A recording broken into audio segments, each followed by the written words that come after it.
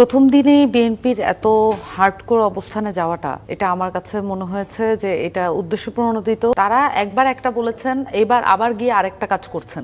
ওনারাই তো আগে গিয়ে স্বাক্ষরে উপস্থিত হয়েছিলেন, যেখানে কিন্তু আমরা এই অধ্যাদেশটা কেমন হবে সেটা দেখতে চেয়েছিলাম। ওনারা কিন্তু না দেখি তাহলে স্বাক্ষর করলেন কেন? তো এখানে তো এককভাবে বিএনপিকেও বলার কিছু নাই, কারণ এখানে তো অন্তর্বর্তীকালীন সরকার এই ঝামেলাটা পাকাই দিয়ে গেছে। বিএনপি একেবারে সংস্কারের বিরুদ্ধে অবস্থান নিয়েছে, এটা গত 1.5 বছরও যেমন সত্য ছিল, এখনো সেটা সত্য।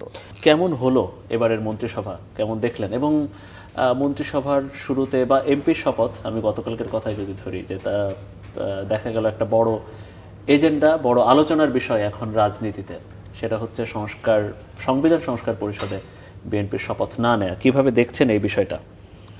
না, এটা ধন্যবাদ আপনার প্রশ্নের জন্য। যারা দেখছেন সকলকে সালাম ও শুভেচ্ছা। আর আসলে প্রথম দিনেই বিএনপির এত হার্ডকোর অবস্থানে যাওয়াটা এটা আমার কাছে মনে হয়েছে যে এটা উদ্দেশ্যপ্রণোদিত এবং অদূরদর্শী।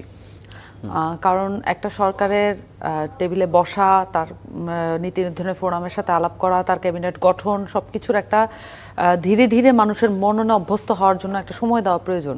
কিন্তু বিএনপি অ্যাটল সেই সময়টা নেয় নাই এবং খুব পরিকল্পিতভাবেই এই কাজগুলোকে তারা খুব শক্ত হাতে হ্যান্ডেল করবেন, এরকম একটা শক্ত হাত আমরা কিন্তু সরকারের ক্ষেত্রে অনেক ক্ষেত্রে পছন্দ করি, যেটা অন্তর্বর্তীকালীন সরকারের সময় আমরা কিন্তু এটার সমালোচনা করেছি। কিন্তু অ্যাব্রাপ্টলি কোনো কিছু আসলে কিন্তু ভালো ফল বয়ে আনে না। কিন্তু সবচাইতে গুরুত্বপূর্ণ যেটা, অভ্যুত্থানের পরে আপনার একটা সংস্কার কার্যক্রম বাংলাদেশে চলমান আছে, সেইটাকে পুরোপুরি নালিফাই করা হয়েছে। গতকালকে যত ধরনের বক্তব্য বলা হয়েছে, বারবার বলা হয়েছে বিভিন্ন সিনিয়র পর্যায়ের নেতাদের মাধ্যমে, যে গণভোটকে তারা অগ্রাহ্য করছেন এবং তারা শেষ পর্যন্ত শপথও নেননি। এবং এই যে সংবিধান সংস্কার পরিষদের শপথ না নেওয়া, যেটা বিএনপি অ্যাগ্রি করেছিল, তারা আসলে এই জায়গাটায় ভয়ানক দ্বিচারিতা করেছেন। এবং বাংলাদেশের মানুষের কাছে তাদের যে প্রস্তাবনা এবং প্রকল্প এবং গণভোটে হ্যাঁ দেওয়া, এই সমস্ত কিছু তাদের আলোচনাকে কেন্দ্র করেই কিন্তু আমি বলছি, তারা একবার একটা বলেছেন, এবার আবার গিয়ে আরেকটা কাজ করছেন। সো এইটা আমার কাছে মনে হয় যে এটা খুবই হার্ড টু ওয়াচ, যে একটা সংস্কারের যে প্রস্তাবনা, যেগুলোতে আসলে বিএনপিও বসেছে টেবিলে ঐকমত্য কমিশন, তাহলে ঐকমত্য কমিশন আসলে বসার প্রয়োজন ছিল না। এবং তারাও কিন্তু এই মুহূর্তে শপথ নিতে, এটাও কিন্তু তাহলে ভ্যালিড সরকার না। তারা যে যুক্তিগুলো বলছেন, সালাউদ্দিন আহমেদ যে যুক্তিগুলো বলছেন, যে এই কারণে তিনি বলেছেন যে গণতান্ত্রিক একটা পন্থায় তারা যেতে চান, পন্থার মাধ্যমে বর্তমান সংবিধানকে বিভিন্ন পর্যায়ে দফায় দফায় জুলাই সনদ তারা বাস্তবায়ন করবেন, সংসদের ম্যান্ডেট নিয়ে করবেন, বিভিন্ন কথা ব্যাখ্যা তিনি আসলে দিয়েছেন।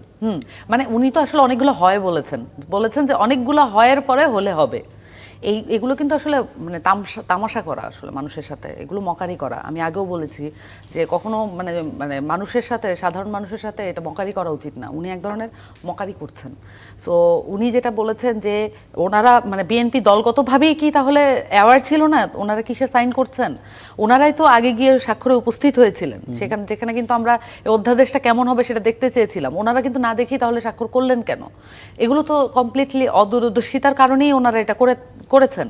ওনারা পরে এসে কি বলছেন, এটা নোট অফ ডিসেন্টের কথা ওনারা বলেছেন। নোট অফ ডিসেন্টের কথা বাদেও তো ওনারা তো এখন গণভোট থেকে শুরু করে প্রত্যেকটা জিনিসকে ওনারা এখন নালিফাই করছেন না। ওনারা তো কোনো কিছুই আর করতে চাচ্ছেন না, কোনো সংস্কারই হবে না, এমন একটা মুডে তারা চলে গেছেন।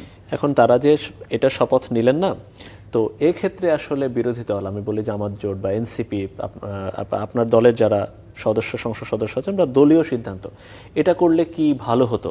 আমরা দেখেছি যে শুরুতে বিভিন্ন ফেসবুক স্ট্যাটাসে বা দলীয় একটা অনানুষ্ঠানিক সিদ্ধান্তের কথা, যে না আমরা নিব না, পরবর্তীতে নেওয়া হলো আবার। যদিও জামাত এনসিপি জোট তারা সংবিধান পরিষদ বা সংবিধান সংস্কার পরিষদের তারা শপথ নিলেন, কি করলে ভালো হতো, নাকি এটাই ঠিক আছে? না, আমি তো বলেছি যে আমি অনেক আগেই এটা বলেছি যে এটা প্রবলেমটা এটা খুব গোড়াতে। আপনি যখন এই নির্বাচনের নাম দিয়েছেন ত্রয়োদশ সংসদ নির্বাচন, তখনই এইটার ফেট সিলড হয়ে গেছে। কারণ আপনার নাম দেওয়া উচিত ছিল এটা প্রথম সংবিধান সংস্কার পরিষদ নির্বাচন। এটা কেন করা হইল না? এটা কারো মাথায় কেন আসলো না যে নির্বাচনের নামটা এটা দেওয়া? আমরা তো আসলে মানুষ তো তাহলে কার প্রতি ম্যান্ডেট দিল? মানুষ তো আসলে ওইটা যদি নামটা যদি থাকতো যে প্রথম সংবিধান সংস্কার পরিষদ নির্বাচন, বাংলাদেশে কখনোই গণপরিষদ নির্বাচন হয় নাই, তাহলে সংবিধান নিয়ে আমরা আদতে একটা প্রবলেমে আছি। সাংবিধানিক বৈধতা, সাংবিধানিক ধারাবাহিকতা, এই বিষয়গুলো বারবারই রাজনৈতিক আলাপ আলোচনায় উঠে আসছে এবং পলিটিক্যাল পার্টিগুলো সেগুলোকে ইচ্ছে মতন ব্যবহার করছে। কিন্তু এটা তো ব্যবহারের ইস্যু না, এটা তো মানুষের দৈনন্দিন জীবনযাপনের ইস্যু। কিন্তু সেই জায়গায় এসে নির্বাচনের জায়গায় যখন নামটা আপনি দিয়ে দেন যে জাস্ট অ্যানাদার ত্রয়োদশ সংসদ নির্বাচন, তার মানে হচ্ছে এটা রেজিম চেঞ্জের নির্বাচন, তার মানে আপনি গুণগত পরিবর্তন করতে চাচ্ছেন না, এটা নাম দিয়ে আপনি পরিষ্কার করে দিচ্ছেন। সো এখানে তো এককভাবে বিএনপিকেও বলার কিছু নাই, কারণ এখানে তো অন্তর্বর্তীকালীন সরকার এই ঝামেলাটা পাকাই দিয়ে গেছে। এবং এই জায়গাটায় যদি নামটা, আমি এটা পূর্বেও বলেছি, নামটা যদি এটা হতো সকলেই এক ধরনের প্রস্তুতি নিত এবং বিএনপি তখন থেকে আর্গুমেন্ট করতো যে না এটার নাম দেওয়া যাবে না, তখন তার সাথে আর্গুমেন্ট করে আপনি তাকে সেম পেজে নিতেন। কিন্তু এখন যেটা হয়েছে যে তারা বলতে চাচ্ছে যে পুরো যা কিছু হয়েছে সব কিছুই প্রাক্তন সংবিধানের অনুযায়ী। তার মানে কি এখন যখন সংসদ বসবে, এতদিন ধরে গত 1.5 বছর যা কিছু সংস্কার বলেন, চেষ্টা বলেন, যা কিছু হয়েছে, ঐকমত্য কমিশন, সব কিছু তো রেকটিফাই করার কথা, তাহলে কি সেগুলো হচ্ছে না? এবং এটা আমি আশঙ্কা প্রকাশ, আমি এই নির্বাচনের আগে এটা বলেছিলাম যে আমার আশঙ্কা, আমার ভয় যে এই কোনো কিছুই আসলে বিএনপি করবে না। এবং বিএনপি যেটা করেছে, তারা অবশ্য বলছে জামাতা শারমিন যে হচ্ছে এটা সংসদের মাধ্যমে, সংসদ সদস্যদের মাধ্যমে তারা পর্যায়ক্রমে এটা বাস্তবায়ন করবেন। এই কথাই আপনি রিট তো আরেকজনকে দিয়ে করাচ্ছি না, এই কথায় আপনি ভরসা রাখতে পারছেন না? রিট তো করাচ্ছেই যে জুলাই সনদকে, গণভোটের রায়কে যাতে আর ইমপ্লিমেন্টেশন করা না হয়, এটার বিরুদ্ধে রিট করা হচ্ছে না। রিট তো করেছেন একজন, এবং উনি একটা পার্টির চেয়ারম্যানও। এখন আমাদের দেশে কিভাবে পার্টিগুলো খোলা হয় এগুলো নিয়েও তো আমার কোশ্চেন করতে হবে। এখন এই যে ঘটনাগুলো ঘটে, এই যে আবহগুলো, এগুলোকে ইচ্ছাকৃতভাবে জিয়ে রাখার প্রয়োজনটা কেন পড়ে? এইটার মধ্য দিয়ে আসলে মানে বিএনপির যে অপোজিশন, তারা কি ইন্টেনশনালি চেষ্টা করছেন যে বিএনপির অপোজিশন যারা হবে তাদেরকে প্রথম দিনই একগাদা জিনিস হাতে তুলে দেওয়া, বিরোধিতা করার, এটা তো মানে এজেন্ডা হাতে তুলে দেওয়ার, এটা তো আসলে কোন স্বাভাবিক মস্তিষ্ক সম্পন্ন মানুষ এটা করার কথা না। যারা আসলে একটা সুস্থ স্বাভাবিক পরিবেশে নিজেদের যে কিছু এজেন্ডা আছে সেগুলো পরিকল্পনা বাস্তবায়ন করতে চান, সেরকম একটা অবস্থায় তো এটা হওয়ার কথা না যে অপোজিশনকে পাওয়ারফুল করা, এটা তো তার মূল এজেন্ডা হতে পারে না। উনি প্রথম দিনেই, মানে পুরো বিএনপি সরকার প্রথম দিনই অন্তত 3-4টা জিনিস হাতে তুলে দিলেন বিরোধিতা করার জন্য। ওকে ফাইন, তাহলে তো এটা বিরোধিতা করা তো খুবই লজিক্যাল, কারণ বিএনপি একেবারে সংস্কারের বিরুদ্ধে অবস্থান নিয়েছে। এটা গত 1.5 বছরও যেমন সত্য ছিল, এখনো সেটা সত্য।